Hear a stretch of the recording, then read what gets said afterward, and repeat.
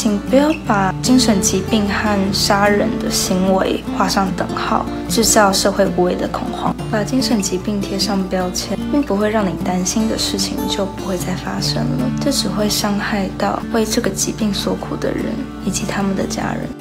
嘿，你好，我是雨仙，我今年22岁，我是一个创业家，同时我也是情感型思觉失调症的病友。我今天想要跟你谈谈火车杀警案。针对这个事件，很多人提出质疑说，他今天是他自己不吃药了，这样子就是蓄意杀人。也有人说，嫌犯他是装疯卖傻，只是为了获得免死金牌。那也有人质疑说，为什么精神疾病的人就可以免于死罪？我想要先跳出来跟大家讲讲自己还有我的疾病。我刚有说我是情感性思觉失调症的病友。那思觉失调症呢，它旧称就是所谓的精神分裂症，症状就我们所谓的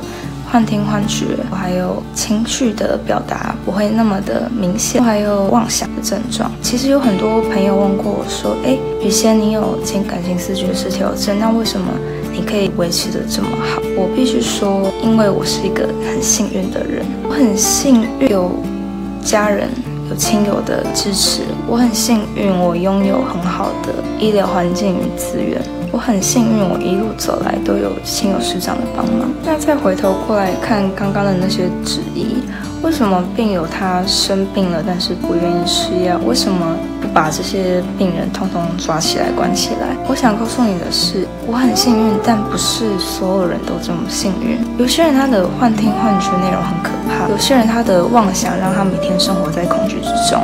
他可能会以为有人要杀害他，让他觉得很害怕。有些人他可能功能退化的很多，他或许没有办法意识到自己生病了，他没有办法认知到自己生病了。也有些病友他不像我，有很多朋友的支持啊，亲友的支持，有医护人员、医疗资源的支持，有时候甚至是家人想要帮助他，但整个家庭其实没有多余的资源再去照顾一个生病的家人。思觉失调它确实是一个很可怕的疾病，但它可怕的点不在于会让一个人变成失去理性的杀人魔，它可怕的点在于这个疾病它必须要投入非常多的心力，投入非常多的资源，需要非常多人的帮忙，这个疾病的病友他才有可能状况稳定，甚至会变得更好。是的，作为人民，我们可以去质疑法官的判决，我们可以去质疑整个精神鉴定的过程，但作为一个精神疾病的病友，我想要跟你说，假设你真的很担心这样子的事情发生在你身上或你的家人身上，你可以试着做以下3件事情。第一件事，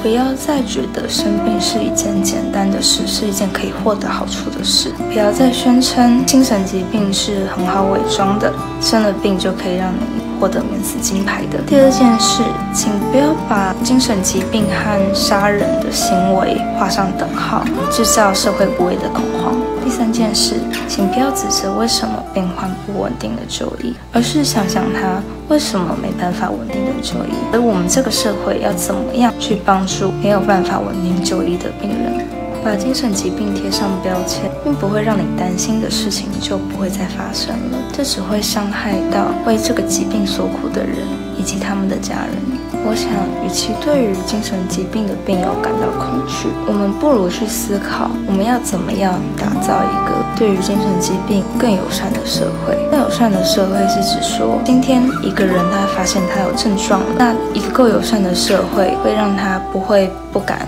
就医求助。一个够友善的社会是，当他今天确诊了，他不会因为害怕而不敢向家人说，不敢向亲友说。一个够友善的社会是，当他今天是一个稳定服药的、需要稳定回诊的患者，他不会因此失去学业，因此而失去工作，不会因此而陷入经济困难。我知道你可能还是有些怀疑，想说为什么我要去